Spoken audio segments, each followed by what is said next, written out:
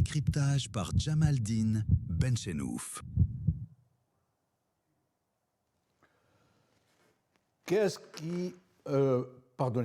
Bonsoir. Qu'est-ce qui agite l'opposition? Entre guillemets, bien sûr. C'est le titre de notre décryptage d'aujourd'hui.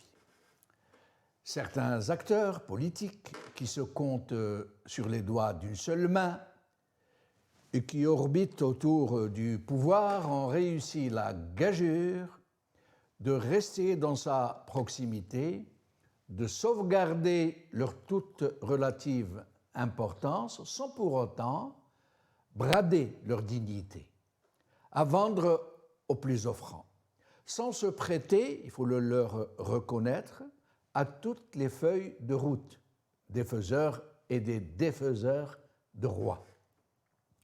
Ils font de la politique selon les maigres moyens qui leur sont concédés, un tant soit peu, et font avec, comme on dit. C'est le cas, entre autres, de Mme Hannoun et de M. Rahabi. D'autres, par contre, sont à vendre aux plus offrants.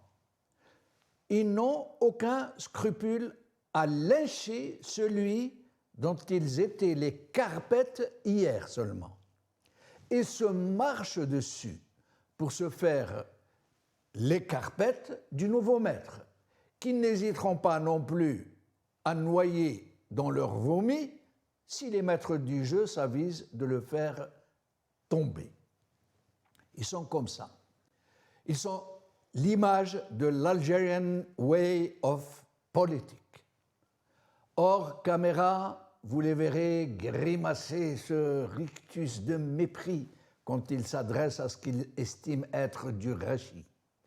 Parlent avec une lenteur rageante en observant de longs silences entre deux banalités qu'ils éructent comme autant de sentences.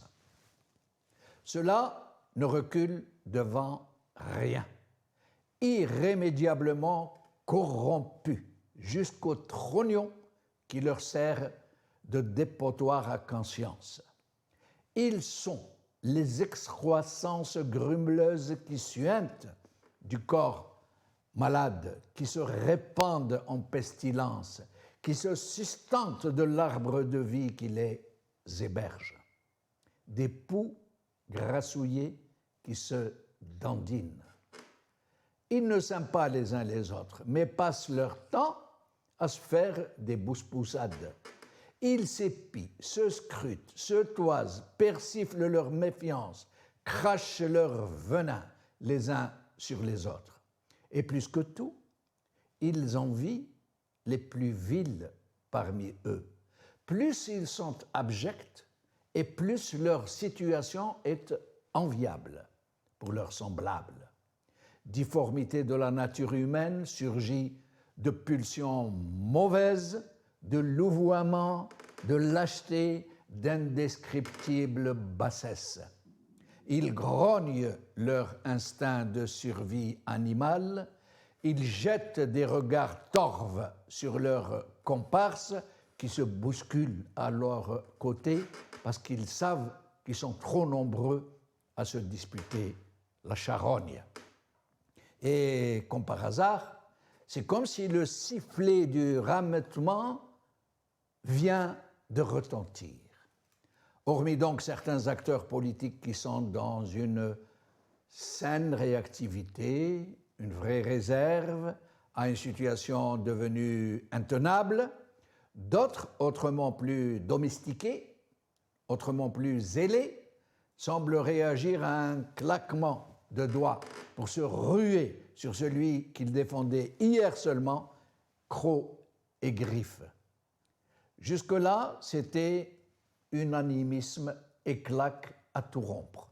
C'était béni ouïouisme, béni ammisme, c'était à qui sortirait en premier dans les médias de la propagande pour frétiller de la queue.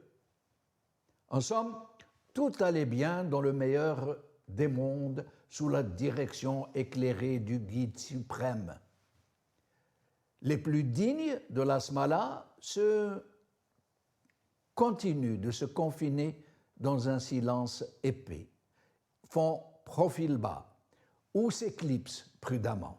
Puis, depuis quelques jours, subitement, comme si un coup de sifflet avait retenti quelque part, les mêmes qui étaient dans la fanfare se transforment en accusateurs chafouins du même guide suprême qu'ils soutenaient mordicus, dont ils chantaient les louanges, dont ils transformaient les outrances en prodiges patriotiques. Et, très curieusement, dans le même temps que sortent du troupeau les preux pourfendeurs d'une présidence qui fait eau de toutes parts, la même présidence entre dans un populisme tellement improvisé, comme les augmentations de l'indemnité du chômage et du salaire minimum, que même les ministres des secteurs concernés ne parviennent même pas à en expliquer les mécanismes.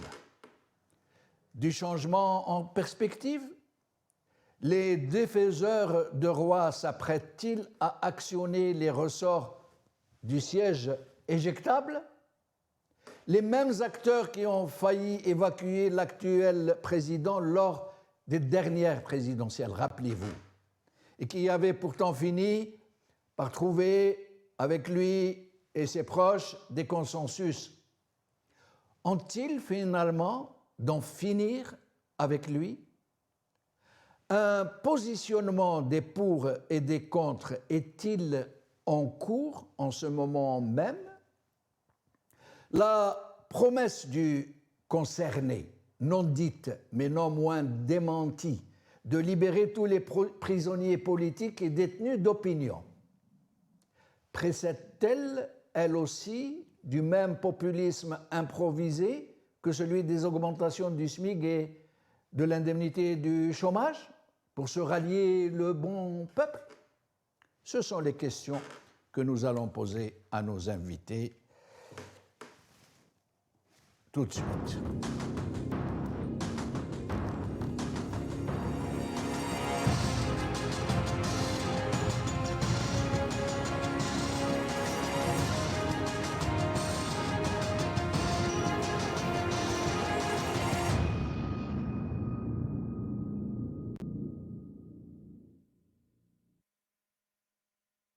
Abdelrahim Moussawar, enseignant, militant politique que j'ai le plaisir de recevoir. Abdelrahim, merci d'être avec nous. Bonsoir Jamaldine, bonsoir à tous les téléspectateurs de North Africa TV. Merci pour l'invitation. C'est toujours un plaisir pour moi d'assister à ce genre d'émission. Merci. Et merci pour l'invitation. Tout le plaisir est pour nous.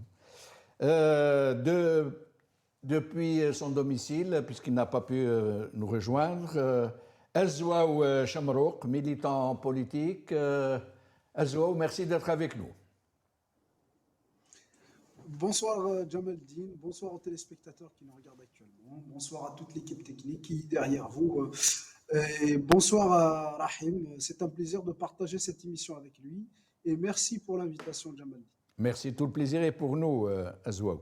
Alors, Abdelrahim, c'est quoi ces toutes récentes, comment dire, ces récents frétillements au sein de l'opposition? Je ne parle pas de M. Rahabi, je ne parle pas de Louisa Hannoun, comme je l'ai dit dans cette intro, qui reste un peu dans les limites de la dignité, qui savent quand même garder une certaine réserve, une certaine distance, et qui ne se répandent pas comme d'autres que je ne nommerai pas de toutes les façons, qui sont en train on le sent bien, ils sont en train d'attendre l'Alali, l'appel à la curée pour tomber sur Tebboune qui, hier seulement, lui léchait les chaussures, j'allais dire. Comment expliquez-vous ça, Abdelrahim? Je tiens d'abord à saluer mon frère Azwaou. C'est aussi un plaisir pour moi de partager ce plateau avec lui ce soir. Sinon, pour la question, je pense qu'un aperçu global, historique, pas forcément du passé lointain, du passé récent, pourrait nous montrer la véritable image à la fois de ceux qui nous gouvernent depuis l'indépendance du pays, du plus haut sommet de l'État jusqu'au moindre responsable, acquis à ce système, mais aussi des soutiens qui sont à la fois parfois des soutiens éternels, mais de temps en temps nous apercevons des soutiens conditionnels parfois, des soutiens circonstanciels. La question devra être posée de la façon la plus simple et la plus sincère qui soit, en étant militant politique, en étant tout simplement citoyen algérien, vu la situation, vu les changements, vu les discours belliqueux, vu les mensonges d'État qui ont été entretenus depuis l'indépendance du pays. Et puis, n'allons pas loin de ce qu'il se passe aujourd'hui. Il y a quelques années de cela, l'Algérie était présidée, entre guillemets, par un certain Abdelaziz Bouteflika, Allah yarhamou. Tous ceux qui ont été des soutiens à Bouteflika pendant 4 mandats, depuis 1999 jusqu'à 2019, nous avons vu comment les choses se sont retournées, comment la question, non seulement elle a été retournée, mais en utilisant des éléments du langage qui, malheureusement... Il le traite aujourd'hui, il traite son règne de Aïssaba, alors qu'ils étaient ses plus fidèles soutiens, c'est la claque, les applaudissements. Les plus fidèles soutiens, les partis, le Ahzab, le Moualet, le Tahalouf Riasi. N'oublions pas qu'il y avait le FLN, le RND et le MSP qui étaient là sans aucun projet politique. Le seul projet politique était Moussanadat Fakhamat Raïs al-Jumhuriya. Et puis, l'actuel président, qui était Premier ministre, rappelez-vous, quand il dit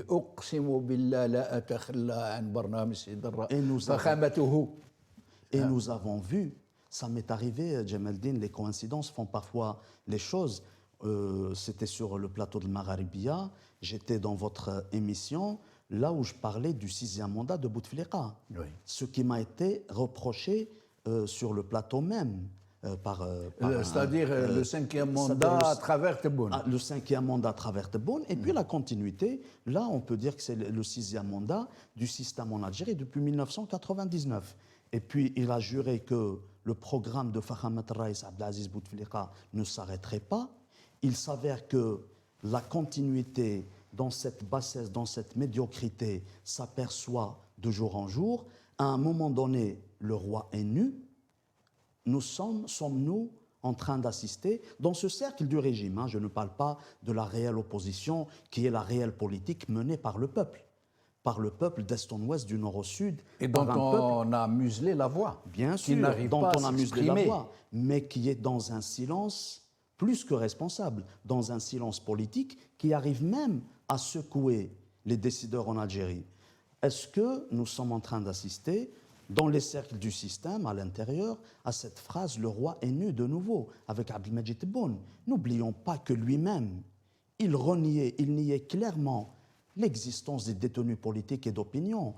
Un désigné d'Al-Mouradia du pouvoir exécutif qui se permet de parler du pouvoir législatif, qui se permet surtout, et c'est très dangereux, de parler du pouvoir judiciaire, comme si c'était lui, la justice, comme si c'était lui qui prononçait les verdicts au niveau des tribunaux.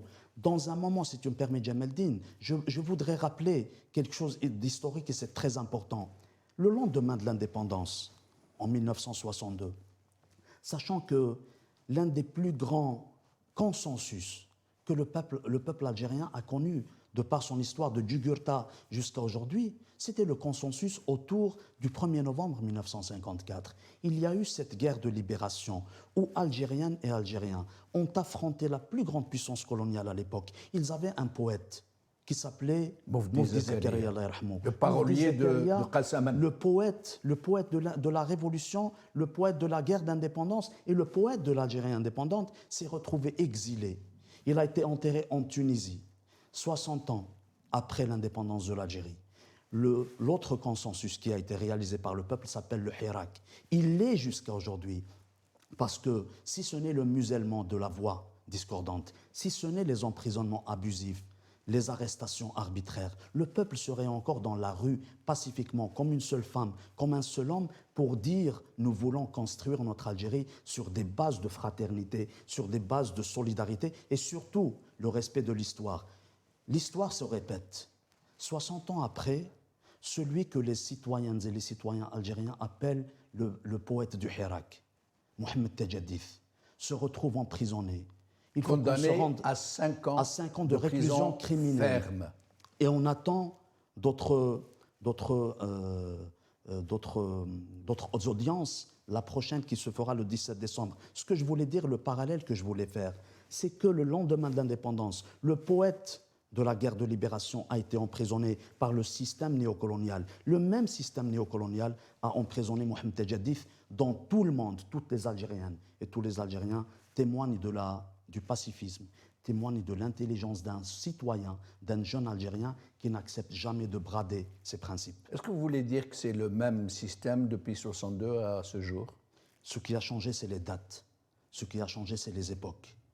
Aujourd'hui, ce qui fait défaut pour ce système, c'est parce que nous avons des descendants, des petits-fils, des chouhada ou shahidat, des moudjahidines, des révolutionnaires qui sont dans l'ère du temps, dans l'ère de la technologie. Aujourd'hui, il y a des réseaux sociaux, il y a des médias alternatifs, mais le système est toujours le même. À chaque Même fois si les hommes changent, les c'est hommes le même changent, système, c'est la même mentalité. les stratégies, parfois, c'est- elles changent, mais Ils procèdent de la même manière. manière, Aujourd'hui, du même despotisme. le lendemain de l'indépendance, le système s'est inscrit dans une démarche, celle d'acheter la paix sociale, celle d'acheter le silence international. C'est ce qu'il est en train de faire aujourd'hui.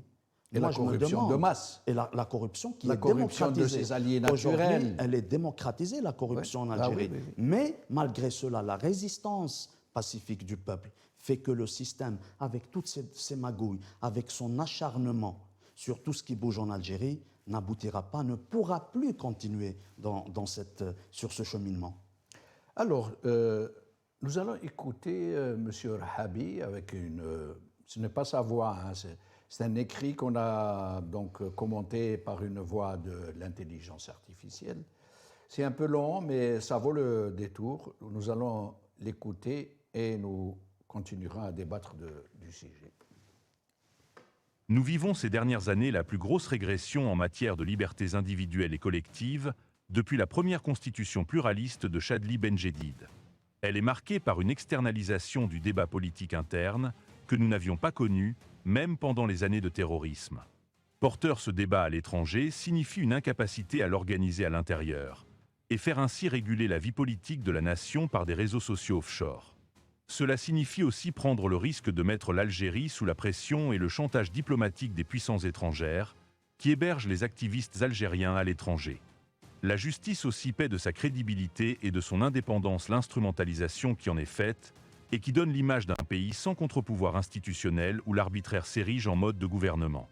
Saad Bouagba, Abdelwakil Blam et bien d'autres personnes sont des victimes de cette dérive programmée de notre système politique qui ne veut pas se rendre à l'évidence qu'aucun projet politique ou programme économique ne peut aboutir sans l'adhésion libre, volontaire et consensuelle de notre population, réduite à la mobilisation autour des questions d'approvisionnement et des questions d'actualité mondiale, plus qu'autour de ses propres défis nationaux. En Algérie, historiquement, les périodes de fermeture médiatique et politique ont toujours été accompagnées d'une augmentation de la corruption, d'arrestation et de privation de liberté des personnes, de la radicalisation des forces politiques et de désintérêt croissant pour la chose publique par la majorité des citoyens. Le pays se dévitalise alors, devient une addition de destins individuels, et le silence et l'opportunisme s'élèvent au rang de vertu nationale. Le plus dramatique pour nous serait de ne pas apprendre des crises vécues par le passé et des expériences des autres.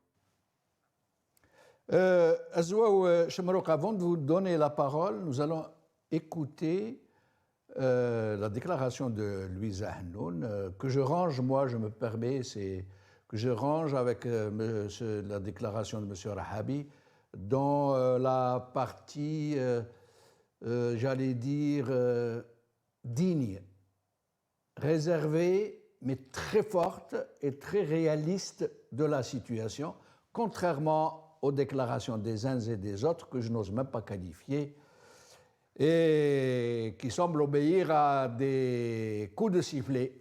Alors, nous allons écouter Madame Louisa Hannoun. طرقت لمسألة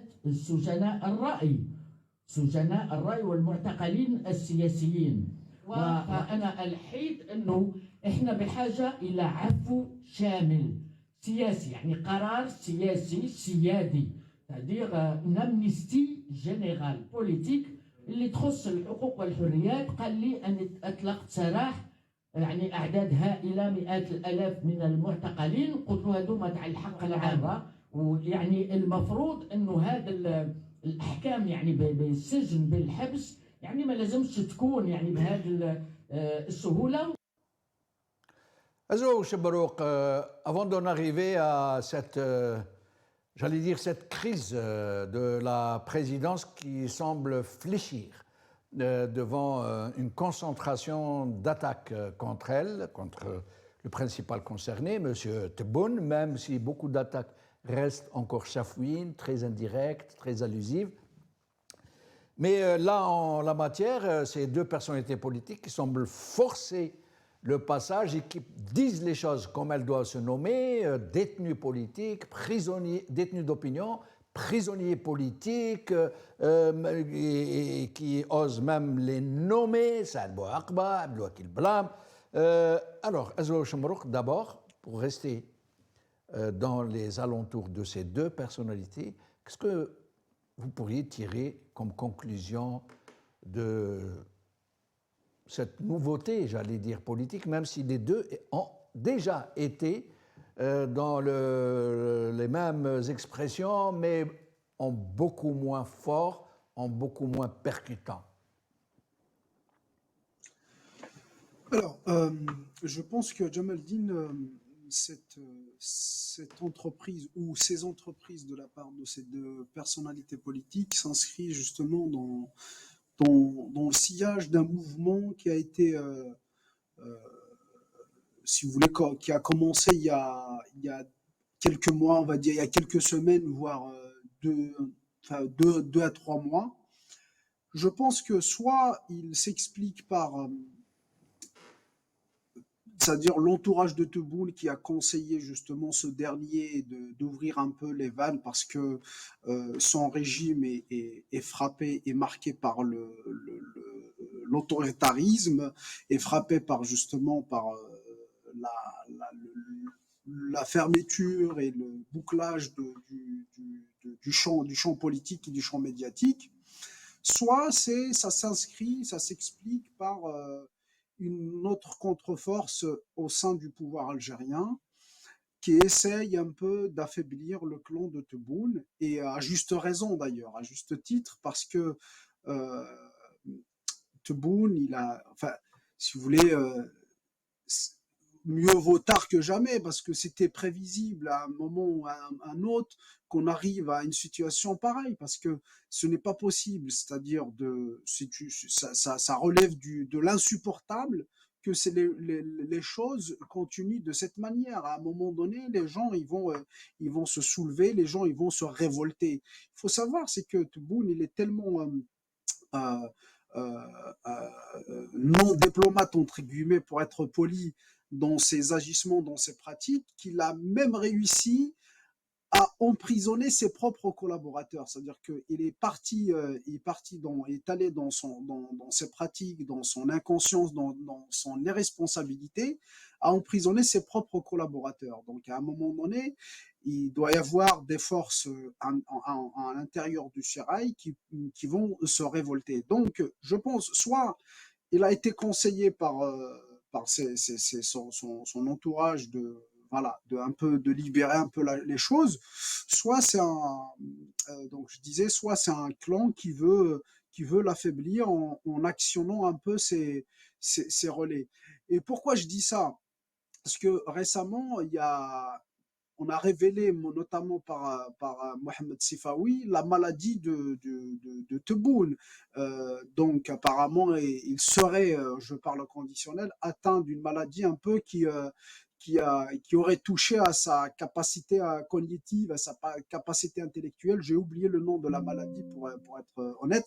Donc peut-être que la visite de Madame Hnoun rentre dans cette si vous voulez, dans cette optique d'aller voir, d'aller sonder à peu près c'est-à-dire l'état de santé de Tebboune. C'est possible, hein. Donc je Mais vais pas spéculer. Azouaou, la maladie qu'on lui prête serait une sorte de sénilité, une sorte de démence due à la sénilité, à la vieillesse. Mais, et pour cause, hein, parce que les mensonges qu'il a assénés, qui sont là, que nous pourrons visionner si nécessaire, par exemple, l'Algérie produit 1,3 million mètres cubes d'eau dessalée par jour. L'Algérie est rentrée dans le G20 tout récemment. L'Algérie, troisième puissance mondiale. Tellement de choses. Le secteur de la santé, le meilleur d'Afrique, et tellement de choses. Et donc, effectivement, ce sont des motifs qui pourraient lui valoir une destitution, un empêchement. Absolument. Pour sénilité, justement, pour un problème cognitif qui ne se contrôle plus. Mais sinon, Azouaou, comment expliquez-vous, mis à part ce que nous venons de montrer, la déclaration de M. Rahabi et celle de Mme Louisa Hanoun, qui reste un peu dans la dignité, dans une tenue politique respectable, pour les autres que nous allons écouter maintenant, qui sont un peu comme s'ils venaient de recevoir l'autorisation de s'attaquer au président de façon indirecte, pour le moment. D'après vous, est-ce que cela est possible? Est-ce qu'il y a, pour ceux qui connaissent un peu comment ça se passe chez McDolma, est-ce qu'il est possible, réellement, comme nous le pensons, comme je le pense personnellement, que quelque chose a bougé, qu'il serait possible qu'il ait été décidé ou que le consensus est en train de s'installer pour dégager ce monsieur, d'après vous? Alors, vous savez, c'est que pour les personnalités dont vous parlez, j'imagine, ça va être de l'acabit de Ben Guerinar et compagnie. Je pense qu'ils étaient actionnés. Ils étaient actionnés dans le sens, donc, parce que je disais tout à l'heure que c'est possible que ce soit les conseillers de Tebboune qui ont conseillé justement, qui ont donné des injonctions à ces partis politiques de parler des politiques de Tebboune, mais vous allez remarquer une chose, et ça, c'est pas différent des pratiques de Bouteflika, c'est-à-dire sous l'ère de Bouteflika, c'est-à-dire qu'on attaque ses ministres, on attaque ses lieutenants, mais pas le président. Ça a toujours été le cas. Ça veut dire que c'est la faute des conseillers. D'ailleurs, vous allez voir qu'ils ont les mêmes éléments de langage, c'est-à-dire que Tebboune, il a été mal conseillé, il est mal entouré, il est mal, donc ses ministres ne font pas de travail. Ça veut dire qu'il donne des ordres, il fait des décisions, mais ils sont mal pratiqués, ils sont mal appliqués. Donc c'est toujours la faute, si vous voulez, aux lieutenants, si vous voulez, aux exécuteurs, mais ce n'a jamais été la faute de Tebboune. Donc les éléments de langage et le discours, il va être recentré beaucoup plus sur cet axe-là. Mais je disais, c'est que ça peut être, voilà, des injonctions qui ont été données pour donner une impression ou pour voilà, envoyer un message comme quoi on est ouvert, comme quoi en Algérie, l'Algérie, c'est pas une dictature, n'a pas sombré dans la répression et dans la dictature, mais bien au contraire, on peut critiquer les politiques, soi-disant, du président, mais pas le président. On ne peut pas remettre en question ou en cause le président. Ça va être toujours recentré sur ça. Donc ça peut s'expliquer par cette explication. Et puis après, de toute façon, si vous voulez, ces partis-là, ils sont connus pour des services, rendre des services ça veut dire au plus fort du moment. Donc je donne juste un exemple qui, à mon sens, qui est très édifiant pour vous dire l'absurdité dans laquelle navigue aujourd'hui le pouvoir de Tebboune. Si on prend l'exemple de, comment il s'appelle, de M. Ben Guelina, M. Ben Guelina, en 2019, il était, selon les chiffres du pouvoir, bien évidemment, il était le dauphin, c'est-à-dire le deuxième dans les élections de 2019. C'est-à-dire que quand on dit le dauphin, c'est-à-dire c'est la première opposition dans une politique ou dans une démocratie qui se respecte, c'est la première opposition. Alors qu'en 2024, on a vu c'est-à-dire le soutien de M. Benguelina en faveur de M. Tebboune. De Tebboune, pour vous dire, c'est du jamais vu, c'est un pays d'absurdité. Où est-ce que vous avez vu un pays, c'est-à-dire la première opposition, se tenir, c'est-à-dire le parti au gouvernement, si ce n'est dans une guerre? Si c'était dans une guerre, on l'aurait compris, parce qu'il y a une menace extérieure, on l'aurait compris. Ça veut dire que toutes les partis politiques et toutes les forces politiques se rangent derrière le parti au gouvernement parce qu'il y a une menace externe, alors qu'aujourd'hui, entre guillemets, l'Algérie est en état de paix. Je vois très très mal comment que la première opposition puisse aller soutenir Tebboune. Mais c'est pour vous dire que il y a une dictatorisation, il y a une totalitarisation du champ politique, il y a une terrorisation du champ politique. Certainement, Abdelkader Benguelina, il a été terrorisé, entre guillemets, il a été justement... Terrorisé ou alléché. Pardon? Terrorisé ou alléché. Alléché, je dirais, si c'était sous l'ère de Bouteflika, je dirais que alléché, oui, mais là, sous l'ère de Tebboune, je pense qu'il n'a pas le choix parce qu'il a été obligé de le faire, parce que soit c'est justement l'allégeance, soit c'est la prison, parce qu'on voit aujourd'hui, sous l'ère de Bouteflika, c'est-à-dire que le pire qui pourrait vous attendre, c'est justement la marginalisation, entre guillemets. Mais sous l'ère de Tebboune, le pire, c'est la prison et c'est les dossiers criminels, c'est-à-dire la concoction. Et restez avec nous, Azo. Abdelrahim, nous allons écouter une vidéo, puis nous allons revenir à la discussion. ويتكرم بمكرمة منه لإطلاق سراحهم. المسجونين تاع الرأي هذه أكذوبة القرن. ندعوه للعفو على بعض الحالات. ما عندناش مساجين. لا تعمم على الجزائريين. ما عندناش مساجين. ونضع ثقتنا الكاملة في حكمة رئيس الجمهورية. ما عندناش مساجين. لنا سجناء فازوا بامتياز في امتحان الوطنية. ما عندناش مساجين. حان الوقت للمصالحة مع الذات. ما عندناش مساجين. ونلتمس استعمال صلاحياته الدستورية. ما عندناش مساجين. لم تتدخل من أجل إطلاق سراحهم لا دولة من الدول. ما عندناش مساجين. أذكر منهم على سبيل المثال وليس الحصر طور لمين بالغيث. ما عندناش مساجين. كريم طابو. ما عندناش مساجين. عبد الوكيل بلام. المسجونين تاع الرأي هذه أكذوبة القرن. Benguelina qui défend Abdelwakil Blam et Karim Tabou. C'est quand même incroyable, et qui affirme lui aussi qu'il y a des prisonniers politiques et des détenus d'opinion. Alors, qu'en-est-il, Abdelrahim? Qu'est-ce qui se passe dans le sérail? Moi, je sais une chose, et ça, ce n'est pas du tout, une hypothèse.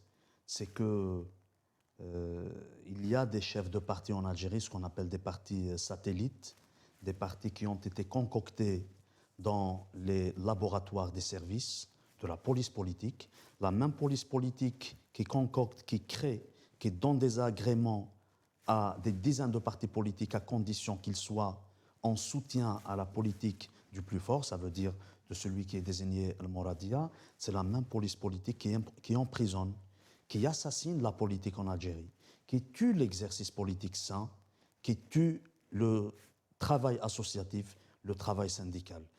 Il est important de rappeler qu'au moment où Louis Ahnoun, connu pour être pendant des décennies à la tête du Parti des travailleurs, il y a beaucoup de syndicalistes aujourd'hui qui sont emprisonnés. Moi, j'aurais aimé qu'elle parle du syndicalisme, qu'elle parle des des responsables de Le syndicats. syndicat des chemins de fer qui est en train de effectivement, subir les foudres de guerre du de la système. réaction en ce moment, Effectivement, donc y compris la prison. c'est pour cela que moi je trouve qu'il est indispensable de soulever cette virgule, qui n'en est pas une, qui est très importante dans un pays qui se dit de tradition socialiste, de tradition prolétaire, etc. Le syndicalisme, il est assassiné en Algérie. L'associatif, il est assassiné par la police politique. Mais ces personnages, ces tristes sires de la politique en Algérie, qui n'ont jamais pris de décision, qui n'ont jamais pris d'initiative de leur plein gré, aujourd'hui, moi je suis certain qu'ils sont en train de répondre à une feuille de route. Les personnages sont peut-être les mêmes, ça change d'une décennie à l'autre, mais la feuille de route est toujours la même. Ça peut être aussi ce qu'on appelle des ballons de sonde. Un certain Tebboune, avec son discours belliqueux, avec son discours aussi gonflé qu'un ballon de baudruche, qui aujourd'hui arrive à c'est-à-dire à cette situation, ou même ceux qui l'ont soutenu hier quand il a été désigné président en 2019 et reconduit en 2024 par les mêmes décideurs, aujourd'hui ces mêmes qui lui ont donné leur voix, qui se sont même pas présentés comme candidats juste en le soutenant, ils tiennent un discours pareil. Moi, personnellement, je pense qu'il s'agit de ballons de sonde, parce que on peut reconnaître la sincérité de certaines femmes, de certains hommes politiques, quand ils tiennent le même discours depuis toujours, surtout dans la situation. Quand vous parlez de ballon sonde, est-ce que vous voulez dire que les faiseurs et les défaiseurs de rois qui sont dans les coulisses, avant de décider du sort de M. Tebboune, veulent éprouver un peu le climat à travers ces déclarations des uns et des autres Bien sûr, ils ne sont pas encore décidés. Ils veulent d'abord voir comment ça pourrait tourner. Ça peut être le cas, parce qu'aujourd'hui, surtout avec ce qui s'est passé récemment au vote concernant la cause palestinienne, le dernier vote qui a fait que les dispositions, les positions diplomatiques menées ont fait pchit avec un vote en faveur d'une proposition faite par le génocidaire, par le criminel Donald Trump. Je vous laisse imaginer la réaction de l'Algérie, la réaction des dignes enfants du peuple algérien. Je vous rappelle juste, pardonnez-moi de vous interrompre à chaque fois, la déclaration de Kamel Bouchama, qui était ambassadeur, je ne me rappelle plus où, qui avait attaqué justement Trump, qu'il avait considéré comme génocidaire. Il a été relevé tout de suite, ipso facto. Parce que M. Tebboune a une peur bleue de Trump. Et on dit que c'est pour ça qu'il a fait voter oui pour le plan de Trump. Et même plus que ça, qui aurait demandé à M. Benjamin de féliciter M. Trump pour son plan et de le remercier. Donc, je voulais juste apporter cette... Ça nous montre que ceux qui nous gouvernent ne sont pas aussi inquiets pour l'avenir de tout un pays que pour l'avenir de leur propre personne, c'est-à-dire leur avenir au sommet du pays. Je rappelle juste dans cette perspective, par le biais d'Ouihia, quand il était Premier ministre. D'ailleurs, je salue tous nos concitoyens en Algérie. C'est quelque chose qui sort de façon spontanée, parce qu'on a un peuple qui peut s'exprimer à travers une pancarte dans un stade de foot et qui peut retourner la question de la politique internationale. Lorsque les supporters de Ain Lila, normalement, si je ne me trompe pas, l'essentiel, c'est à l'est algérien, des supporters qui ont mis dans la même pancarte le roi de l'Arabie Saoudite, Donald Trump, et des responsables des pays du Golfe. Je m'en rappelle. Aussitôt, Ouihia s'est dépêché pour présenter ses excuses aux pays du Golfe, aux responsables politiques de l'Arabie Saoudite, du Qatar, des Émirats surtout. Donc ça nous rappelle, ça nous montre une chose, c'est que ces personnages qui parlent aujourd'hui du jour au lendemain, je ne sais par quel miracle, ils sont piqués par je ne sais quelle mouche de je ne sais quelle coche pour parler des détenus politiques et d'opinion. C'est parce qu'ils ont toujours été dans les laboratoires du système qui fait qu'en Algérie, il faut toujours créer des bipolarités, il faut toujours diviser, il faut toujours chercher les sujets sensibles sur le plan culturel, sur le plan linguistique, sur le plan religieux en Algérie pour diviser le peuple. Aujourd'hui, on veut mettre tous les détenus politiques ou les détenus tout simplement dans le même sac. Je m'excuse, mais pour moi, Nordin Khtell ne peut pas être mis dans le même sac que Mohamed Tajadif. Au moment où certains encouragent la division en Algérie, la séparation, l'indépendance d'une région, leurs semblables encouragent des projets comme le Zéro Kabyle, alors que des détenus politiques comme Mohamed Tajadif, comme M. Blem, le journaliste, comme tous ceux qui ont été arrêtés dans un passé lointain ou dans un passé récent, je parle de Abla Gmar, je parle de Brahim L'Alami, je parle des détenus politiques du Hirak, ils n'ont jamais milité pour l'indépendance d'une région ou pour écraser et effacer une région algérienne. Ils ont toujours lutté pour que l'Algérie soit libre, soit indépendante, soit unie, d'est en ouest, du nord au sud. Je sais que la question, elle est quand même assez large, mais pour montrer que ces personnages ne s'actionnent que lorsque le système profond, on est en train de voir l'image dont vous parliez, un petit instant, nous allons la revoir, à Ain Bléla. Effectivement, je parle, je parle exactement de cette complicité entre les rois, les décideurs du Golfe et Donald Trump, et donc j'avais raison. Et Ouihaya qui avait présenté ses excuses nous dira plus tard, quand il a été mis en détention... Sans oublier que des supporters, des familles de supporters de ce club ont été inquiétés par la justice. Aujourd'hui, on se tait devant des crimes, devant d'ignobles décisions stratégiques, politiques, au nom de l'ONU, entre guillemets, et on emprisonne son peuple qui n'a jamais changé d'un iota par rapport à sa position concernant l'affaire de la Palestine, concernant la colonisation en Palestine. Moi, j'ai l'intime conviction que le triste sire président qui a été désigné en Algérie, pour les décideurs de l'Occident, il représente un profil parfait pour la normalisation des relations. Ce qui s'est passé il y a quelques mois, lorsqu'on a interrogé Tebboune, c'était la presse française, avait interrogé Tebboune sur une éventuelle normalisation des relations entre l'Algérie et l'État d'Israël. Qu'est-ce qu'il a dit? Le jour où la Palestine sera reconnue, à partir de là, on pourra en parler. Alors, il y a eu des magouilles qui ont été faites, des reconnaissances fantoches de l'État de la Palestine, de l'État palestinien aujourd'hui, qui subit encore les crimes, qui subit encore ce génocide de guerre. Et là, ceux qui ont défendu, ceux qui ont soutenu Tebboune depuis 2019, à un certain moment, pendant cette période où cette question a été posée sur une éventuelle normalisation des relations, qu'est-ce qu'ils disent? Oui, ils disent « Mumkin ».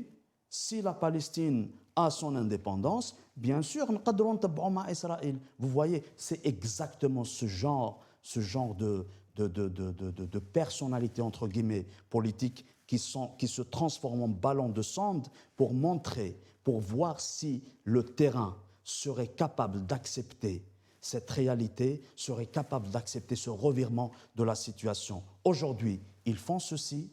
C'est un rapport, c'est un compte-rendu qui sera rendu au système. Ils sont en train de nous tester pour voir s'ils peuvent faire passer ce qu'ils ont déjà décidé. En même temps, il y a une réalité. Tebboune, c'est un être humain. Avec tous ces mensonges, avec tous ces discours concernant l'économie, concernant l'industrie, concernant la puissance, l'Algérie, concernant le Qawa al-Dhariba, le Qawa al-Iqlimiya, il s'aperçoit aujourd'hui que c'est des discours creux. C'est un œuf, c'est une coquille vide. Il a dit à Louise Hanoun, pour qu'elle nous le rapporte, on me donne de fausses informations. C'est comme s'il se préparait à se blanchir un peu pour tous les mensonges qu'il nous a débités.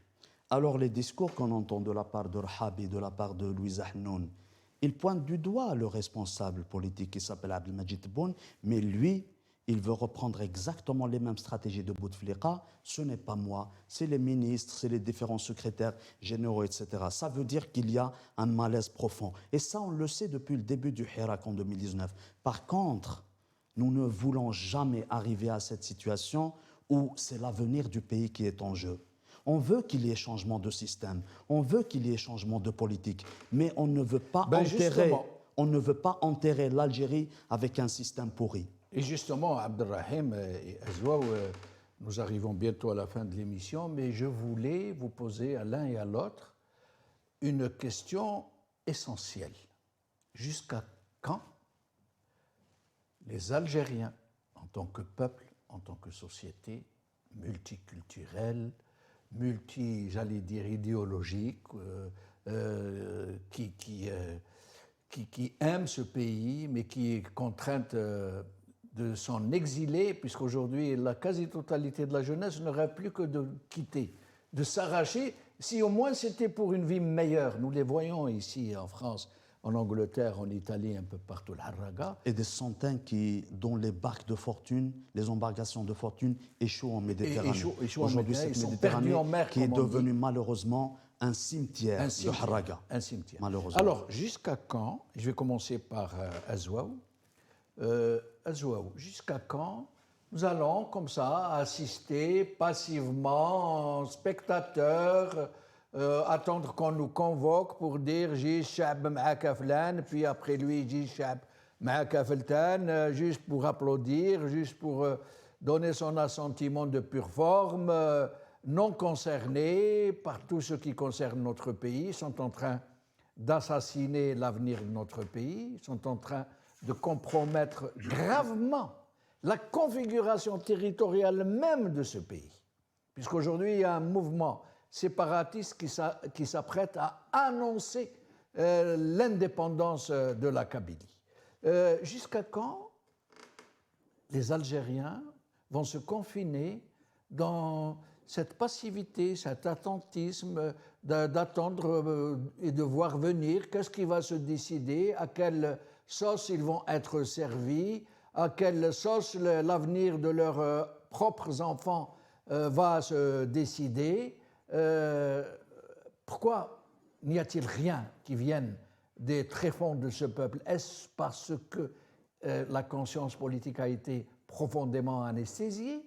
Est-ce que nous avons été plongés dans un coma politique? Est-ce parce que nous avons été réduits au silence? Est-ce que parce que nous sommes cernés par les alliés naturels de ce régime, qui n'est pas besoin de citer? Est-ce que parce que l'armée, aujourd'hui, plutôt la junte, qui a mis le grappin sur l'armée et qui s'en sert pour maintenir ce régime en pays et ce peuple en dehors de ce qu'il concerne, à votre avis, jusqu'à quand allons-nous rester passifs devant la destruction annoncée, la dévastation annoncée de notre propre patrie? Alors, pour être honnête, Jamaldine, c'est que jusqu'à quand, je n'ai pas la réponse exacte, mais je sais qu'il y a deux profils c'est-à-dire perspectives qui se profilent. Soit un changement à la pacifique, soit un changement à la violence. Il y a, malheureusement, c'est ça la réalité des choses qui guette aujourd'hui l'Algérie. Après, pour les raisons, il y a des raisons endogènes à ceux qui veulent véritablement le changement, c'est-à-dire que aux démocrates. Azouaou, que vous avez à peu près. Azouaou, je voudrais juste vous rappeler que nous avons avec vous à peu près 2 minutes et demie avant de donner la même durée à notre ami Abdelrahim. D'accord. Donc, soit il y a des raisons endogènes, c'est-à-dire notamment à la classe politique. La classe politique dans le sens où elle doit prendre, si vous voulez, il doit prendre en note ou conscience que on doit être mature politiquement, parce que l'immaturité qui nous a frappés pendant le Hirak, nous la payons cher aujourd'hui. D'ailleurs, on dit toujours qu'une demi-révolution, c'est comme si, quand on accomplit une demi-révolution, c'est comme si on a creusé sa propre tombe. Et c'est ce qui se passe malheureusement actuellement. Après, c'est vrai qu'il y a des bienfaits pour le Hirak, hein, c'est-à-dire on aura d'autres émissions pour en parler, mais un des méfaits de notre immaturité, c'est justement, c'est-à-dire, c'est le résultat qu'on vit actuellement. Donc la classe politique, elle doit s'organiser. On doit faire preuve de maturité politique pour aller arracher des compromis entre toute la classe politique, notamment l'opposition, la véritable opposition à ce pouvoir. Après, il y a aussi une responsabilité incombée à la population, au peuple. Le peuple, c'est une composante politique. C'est-à-dire que le peuple, il faut qu'il se dise que ce pays-là, c'est son propre pays aussi. C'est-à-dire qu'il ne faut pas qu'il attende des solutions de la classe politique, des partis politiques. Non, la politique, c'est une chose noble. C'est-à-dire, c'est de s'impliquer dans la chose politique pour un avenir meilleur pour soi-même et pour ses enfants. Donc, il faut qu'ils se disent, la population, il faut qu'ils se disent aussi que c'est mon avenir aussi, donc il faut que je le prenne en main. C'est-à-dire, ce n'est pas aux politiques de décider pour moi. Et puis, vous avez la grande des responsabilités, c'est celle qui incombe au pouvoir et aux composantes du pouvoir. Parce qu'il ne faut pas qu'on se mente, c'est que demain, pour un changement pacifique en Algérie, il faut qu'il y ait, c'est-à-dire on va dire une adhésion, pas une adhésion du pouvoir, mais au moins un laisser-faire du pouvoir, parce que la première contrainte d'un changement pacifique, c'est le pouvoir, notamment le pouvoir actuel. Donc, il faut qu'il y ait des composantes qui vont et qui pourraient aider à ce changement. Et cela se fera justement pour que ça puisse se faire dans le pacifisme. Autrement dit, sinon, pardonnez-moi ça de vous serait interrompre. Pardon. Alors, Abdelrahim Moussaour, vous avez moins de 3 minutes pour essayer de faire le mot de la fin, de nous dire ce que vous pensez de ce que doit entreprendre ce peuple pour se libérer de cette atroce situation. J'aurais incombé la responsabilité au peuple algérien si ce peuple avait la moindre possibilité de s'exprimer. J'aurais rendu responsable. La responsabilité se serait incombée au peuple s'il avait la moindre possibilité de s'exprimer librement à travers l'association, à travers le syndicat, à travers le parti politique.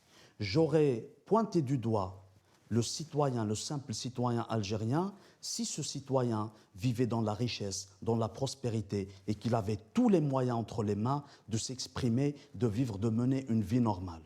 Aujourd'hui, et nous l'avons vu, le protecteur, ce qui pourrait protéger la nation algérienne, l'Algérie de tout risque étranger, de tout risque aux frontières, c'est bien le peuple algérien, comme ce fut le cas quand il y avait des millions d'Algériennes et d'Algériens dans les rues.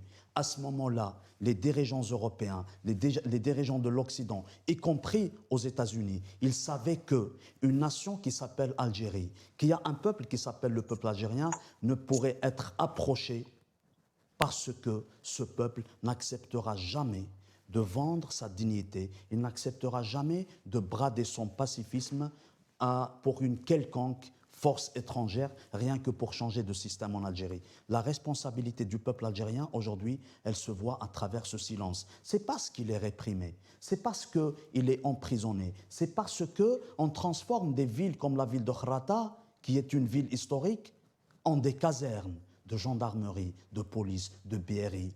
C'est parce que le système a toujours voulu museler. Le système est en train de se venger contre un peuple qui a compris la chose diplomatique, surtout la chose géopolitique. C'est parce que le monde aujourd'hui, il va très mal, que si des peuples se soulèvent par la violence, on aurait transformé cette violence en changement de système violent et on aurait pris sous sa responsabilité des pays comme l'Algérie. Aujourd'hui, le peuple en Algérie, il nous montre une maturité extraordinaire. Nous sommes à l'étranger. Personnellement, je me permets de m'exprimer. Mais je sais que mes frères et sœurs, nos compatriotes en Algérie, ne peuvent pas s'exprimer. C'est parce que non seulement ils ont peur d'être réprimés, d'être emprisonnés, c'est parce qu'ils préservent, et c'est très important, l'avenir de l'Algérie dans un monde où il y a des Trump, où il y a une Union européenne qui essaye de museler les voix discordantes dans les pays en Afrique et qui fait tout pour que l'ordre des peuples ne se mette pas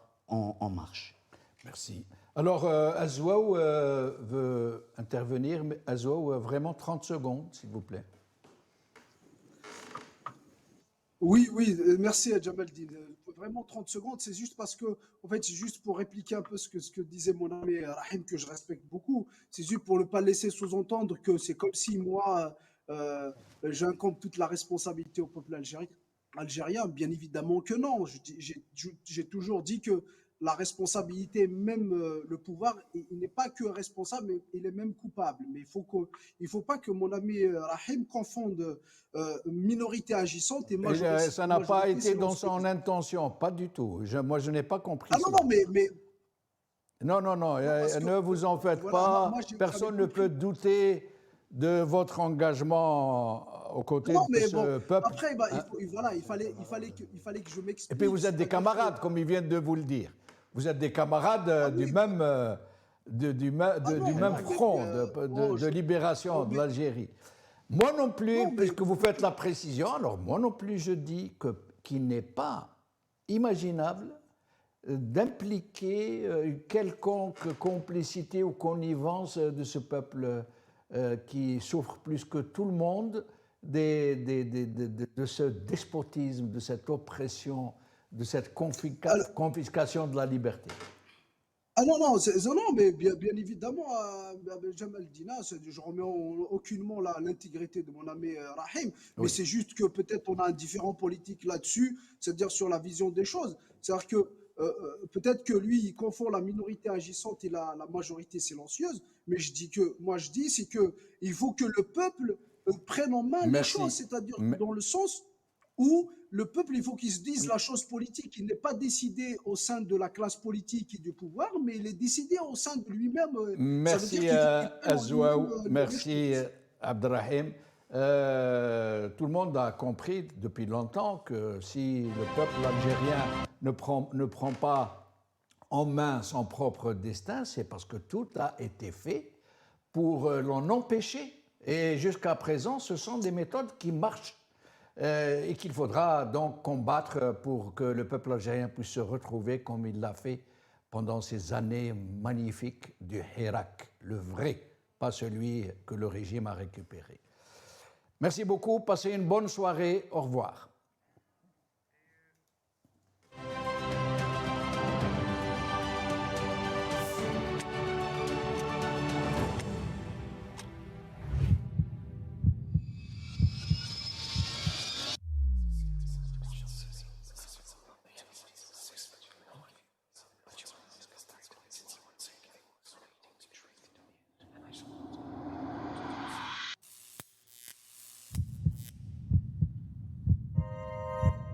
Décryptage par Jamaldine Benchenouf.